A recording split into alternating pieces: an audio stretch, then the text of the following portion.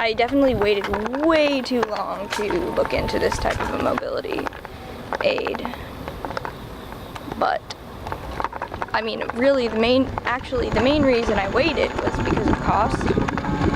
And that's probably actually the best thing about this scooter, is its cost. I mean, there's nothing like this on the market that is so cheap. Even a new one is just $1,000, and I got this used one for $400. I think that was a pretty good deal, but you should be able to find a used one for about $600. Hi guys, sorry it took me so long to do the scooter review. It took me definitely a couple months of trying to figure out like how I was going to use it and where I was going to use it. So I got this scooter because I can't walk very far without making my joint problems worse at this point in time. So I was starting to really miss out on a lot of events like shopping and street fairs and stuff like that. And then I also use public transportation, especially the train, because it doesn't have any bumps. So I was getting to the point I couldn't even walk like to get to the train. So that's pretty much what I use the scooter for.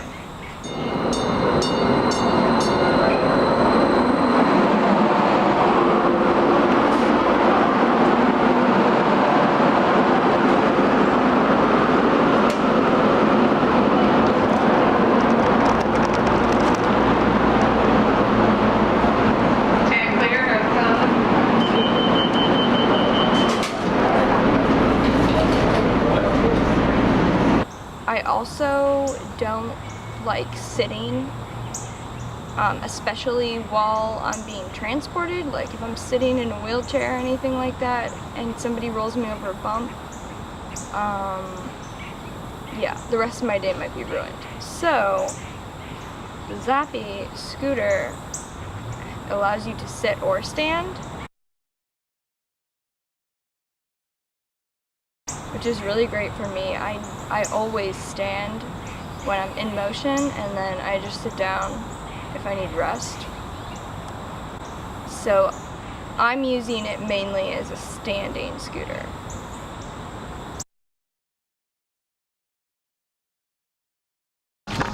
This scooter has probably like really saved my mind psychologically, because yeah, being stuck is a very psychologically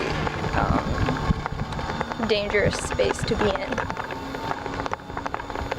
So the scooter has saved me from feelings of stuckness. Okay.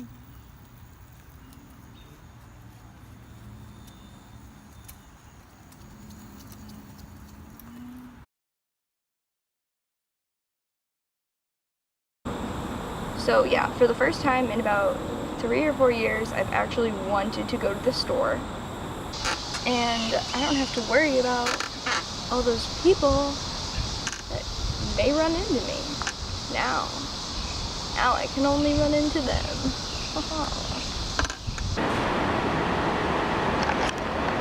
So I did have a successful shopping trip. Here I am in the park, enjoying a nice walk through the park, which when I first got the scooter and I would take it to the park and like do what I used to do walking, just kind of appreciate nature and mosey around a bit, I used to think it's kind of useless because I wasn't walking and getting my exercise in, but now I've really come to see it in a different way, because you are standing.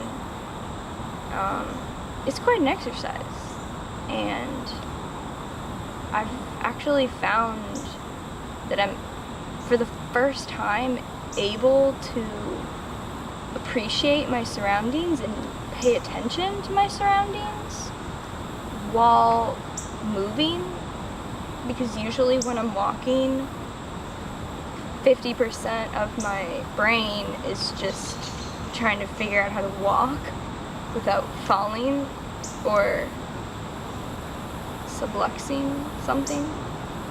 So really just having the freedom to move yourself in space without having the cognitive load will surely change your life.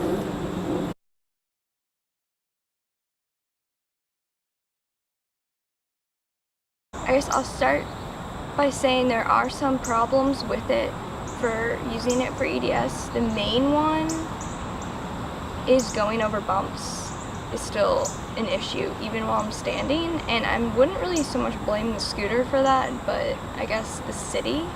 So you kind of have to think about where you're going to want to use your scooter. You should take a good look at your area's sidewalks before thinking about if you can handle the bumps. Not everybody may be as affected. It's because of my cranial cervical instability that I just cannot stand being jostled. Going over the bumps, it's really only possible for me because I'm so strong and like engage all my muscles while I'm riding across the sidewalk. So some people might not be able to do that at all. So you want to keep those things in mind. You need 2 hands. Okay. 1 for the gas and 1 for the brake.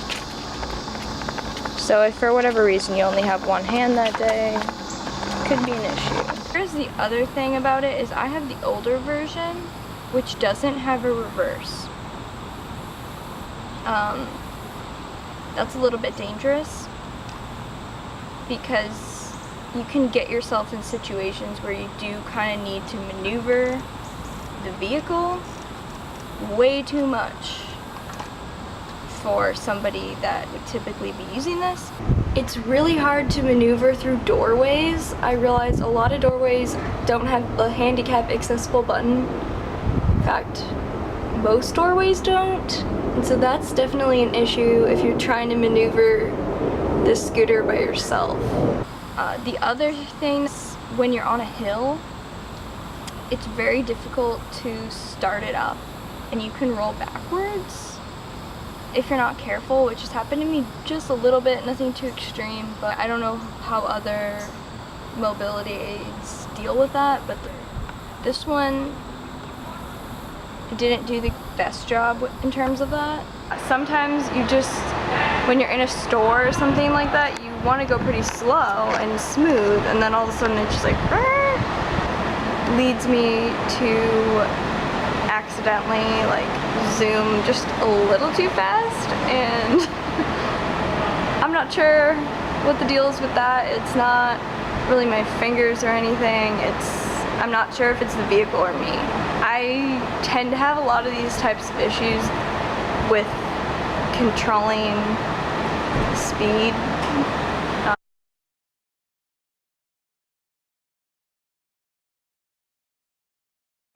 Here's the good things.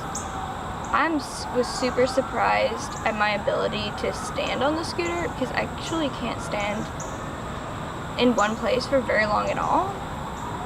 So that was a big concern when I got it, that I wouldn't even be able to stand on it. So that was surprising. It's actually turned into, when I'm standing on the scooter, you can kind of use it as an exercise, actually. Because it's not like you're standing on the ground. It's not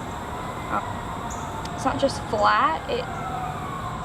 Because you're moving across different ground, even flat ground, you're still turning and stuff like that. It kind of engages different muscles, and I think that allows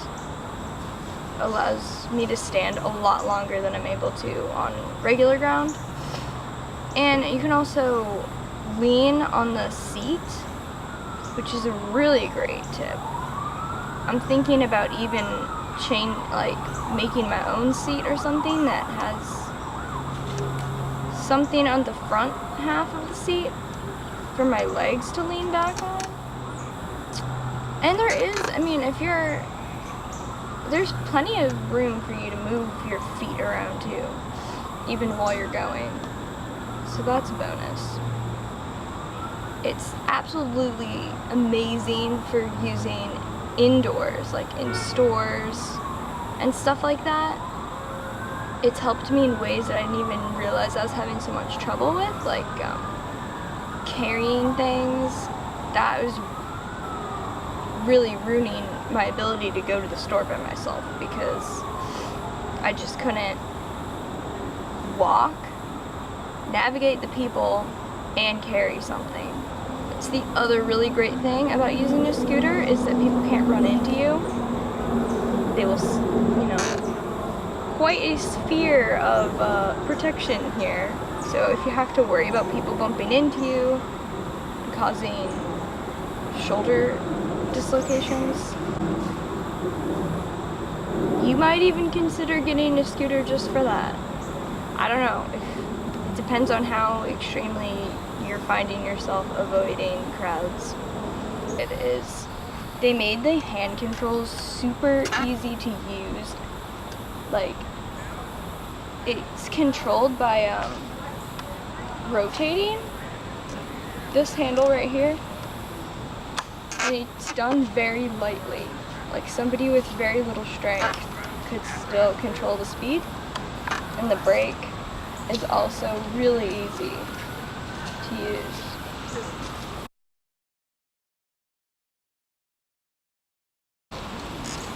So it didn't come with the biggest basket, but I'm going to get a different one installed. I mean, there's no reason why I can't just add on my own basket. And honestly, I got this on Craigslist used, so I don't even know if this is the original basket, but that is another complaint, that it's really hard to get groceries when your basket is so tiny. But I'm sure there are other options. I will look into them. And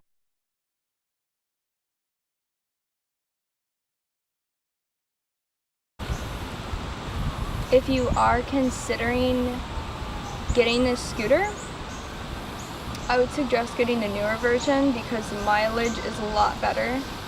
It's another one of my complaints with it, is that I think I can only go like 6 miles, maybe. The newer one, it says you can go around 20. And this one should even go longer, but like I said, I got it used, so the battery is also old, and that might be part of my problem. This scooter goes up to 12 miles an hour. I don't think I ever go that fast, just because I don't really need any more accidents in my life. Yeah, it definitely gets up to speed. It has some trouble, it has a lot of trouble going up hills, I'll say. So that definitely affects how long your mileage is. But the newer one says that it goes up to 18 miles an hour. That's that's kind of terrifying, I think, but if the battery lasts longer, that would be great. So slightly considering maybe getting a new one if I'm really going to be using this that much, but a lot of things are really up in the air right now with my mobility, so it's hard to tell what to do. Let's go on a little tour of the park.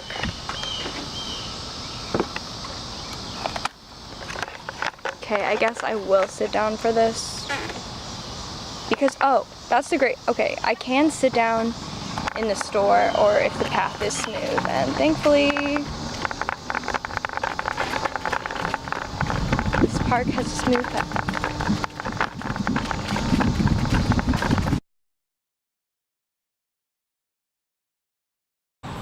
The main reason I'm not sure if I would buy it again is mainly because I'm finding that my limitations are a little bit more permanent than I was hoping, so I really need a more long-term mobility option that allows me to be more comfortable. So this is a good start. It's not helpful for many days. The other thing that people frequently ask me about is how I cross streets, or how am I even able to use this scooter without rotating my spine. And there's a couple things. First of all, I'm really careful. I do have to get off of it sometimes and actually turn my whole entire body. I'm not really scared of things. It's kind of a problem. Just always been this way. Don't really, like, I cognitively understand that street crossing, it can be dangerous when you can't turn your head, but I actually don't have to deal with feeling scared. So when people ask me that, I don't know how to answer, but I've also memorized the stoplights and how they work near where I live, which is really important. If I don't know the area, if I don't know the stoplights, it's concerning, I should say. Oh, the other thing is that when you can't turn your neck, you develop like special senses, kind of. I rely a lot on my hearing. One of my friends who's blind, he helped me out a lot. He taught me how he crosses streets, so that's something you can remember. Well, this worked out pretty well. Maybe I could get the camera to hang in front of my head. One of those underwater sea creatures. Oh yeah, this is really fun.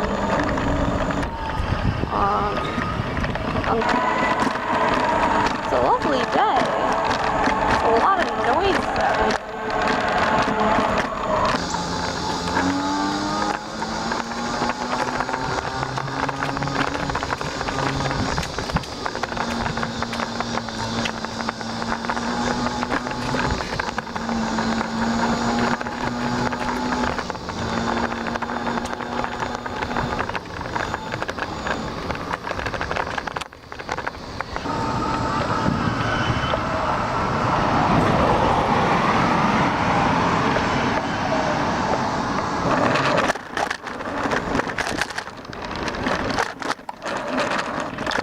Could definitely get some really good footage. There's an ambulance. I'm gonna turn this on.